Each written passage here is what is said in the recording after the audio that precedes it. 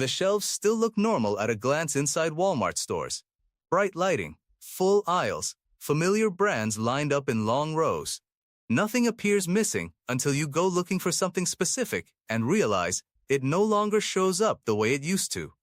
Not because of a headline shortage, not because of a public announcement, but because the system behind the shelves has slowly shifted its priorities. Orders get reduced quietly. Package sizes get adjusted. Mid-tier product variations disappear while only the fastest-moving versions remain. From the outside, everything still looks fully stocked. From the inside, choice is narrowing. Not in a dramatic way, but in a way that only becomes obvious when a routine purchase suddenly feels uncertain. This isn't about panic or collapse. It's about recognizing how grocery systems actually change in real time. Through subtraction, not disappearance. Through fewer options, not empty shelves. And through price adjustments that arrive before explanations ever do. 12 everyday foods are already showing those patterns. Ground beef is one of the clearest early signals. It's not a luxury cut or a seasonal item. It's the foundation of countless weekly meals: burgers, tacos, pasta sauces, meatloaf, quick skillet dinners that families rely on without thinking twice. What's changing is not that ground beef is gone, but that supply is no longer as steady as it used to be.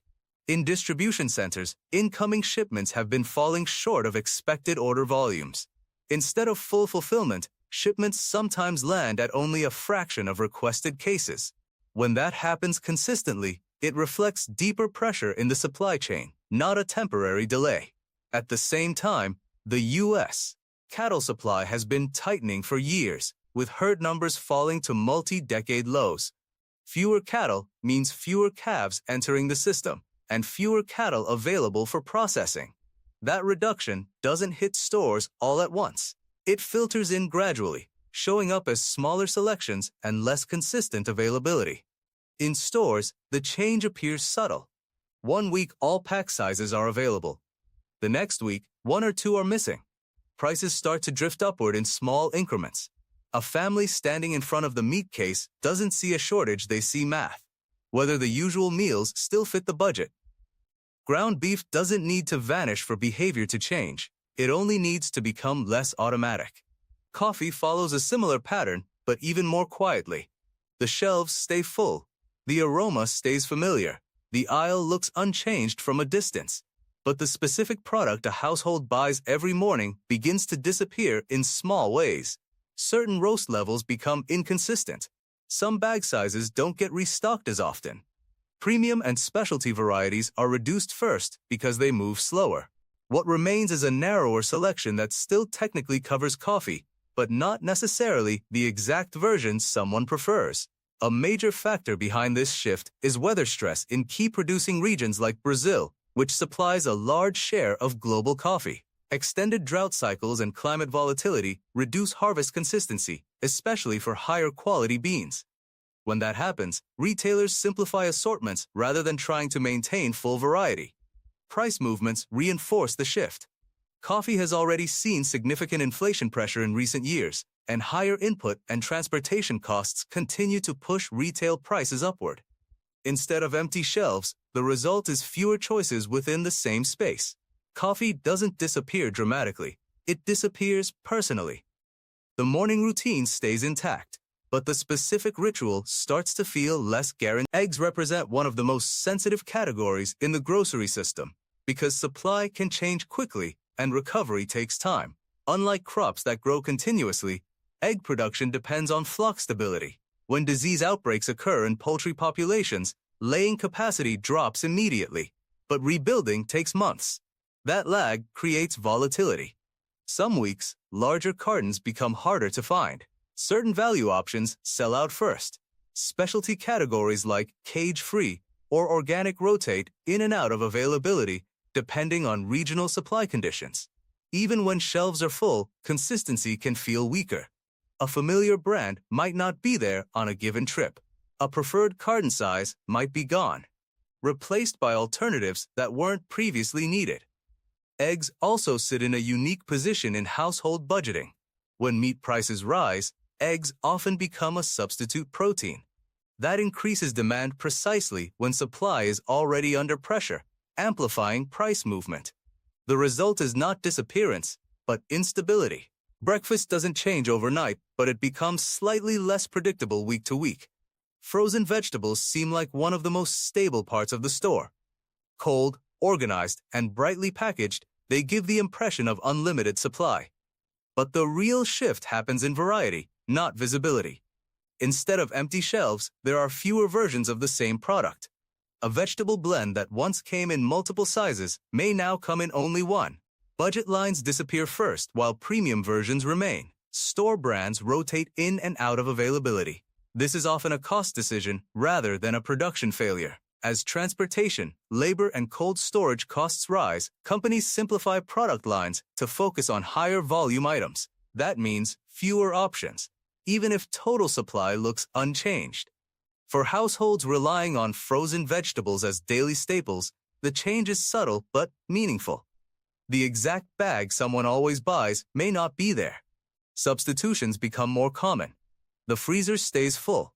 The choices inside it slowly shrink. Canned tuna shows a similar narrowing pattern.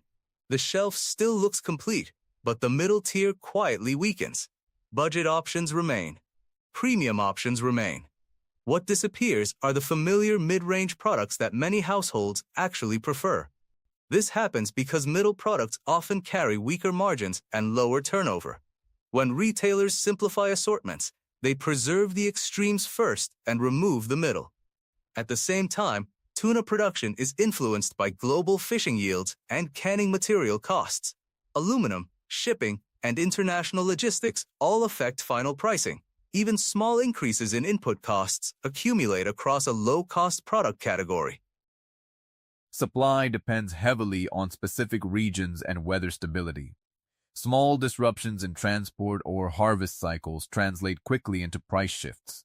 Instead of disappearing, quantities adjust slightly downward. A smaller bunch replaces a larger one. A few fewer avocados make it into the cart. Canned tropical fruit shows how low-attention items can signal broader change. When a product is not heavily watched, reductions in variety become easier to implement quietly. Certain can sizes disappear. Some brands stop reordering less popular variations. These changes are usually driven by cost pressures in packaging, shipping, and sourcing. The shelf remains stocked, but the selection narrows in ways most shoppers only notice when searching for a specific recipe ingredient. Chocolate and cocoa products reflect global agricultural stress. Cocoa production is highly concentrated in specific regions, making it sensitive to climate disruption. When yields drop, prices rise sharply. And manufacturers prioritize high-volume products over specialty or high cocoa content varieties. That leads to fewer baking options, reduced size packages, and higher shelf prices.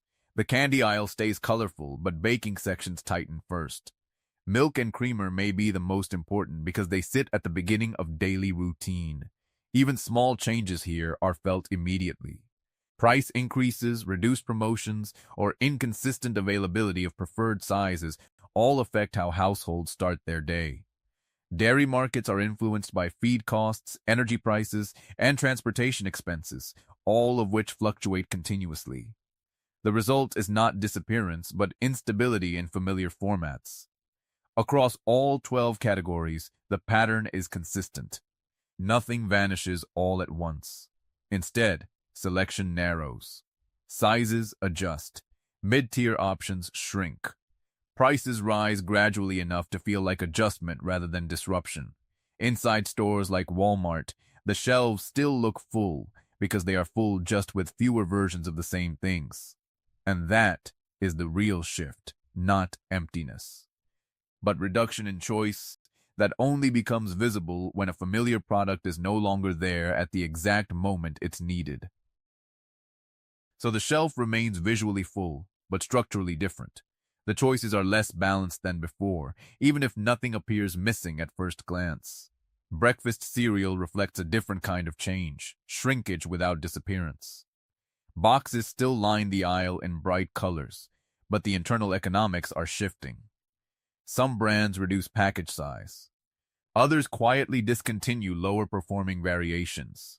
Ingredient costs like grain, sugar, and packaging continue to fluctuate, and large food manufacturers adjust product lines accordingly. That means fewer niche flavors, fewer alternate sizes, and more focus on high-volume staples. For shoppers, the change shows up at home. A box that used to last a week may finish sooner. A favorite variation may vanish without replacement. The aisle still looks familiar. But the internal structure is lighter. Olive oil has become a clear example of global supply pressure translating into local shelf changes. Drought conditions in key Mediterranean producing regions have reduced yields, while transportation and import costs have added additional strain. Instead of widespread shortages, the adjustment shows up in product mix. Mid-priced bottles become harder to find. Smaller bottles with higher per-ounce pricing become more common. Premium options remain, but entry-level variety shrinks. This creates a subtle shift in purchasing behavior. Households don't stop buying olive oil, they just start buying less predictably or at higher prices. Peanut butter demonstrates how demand shifts between categories. When meat prices rise, households often move toward lower-cost protein sources. Peanut butter becomes one of the default substitutes. That increased demand can pressure supply chains, especially when combined with agricultural cost changes and packaging expenses. Stores respond by prioritizing faster-moving SKUs, sometimes reducing variety in the middle range. The result is not shortage, but simplification. Fewer options, faster sellouts of familiar sizes, and gradual price movement over time. Bananas and avocados reflect something different.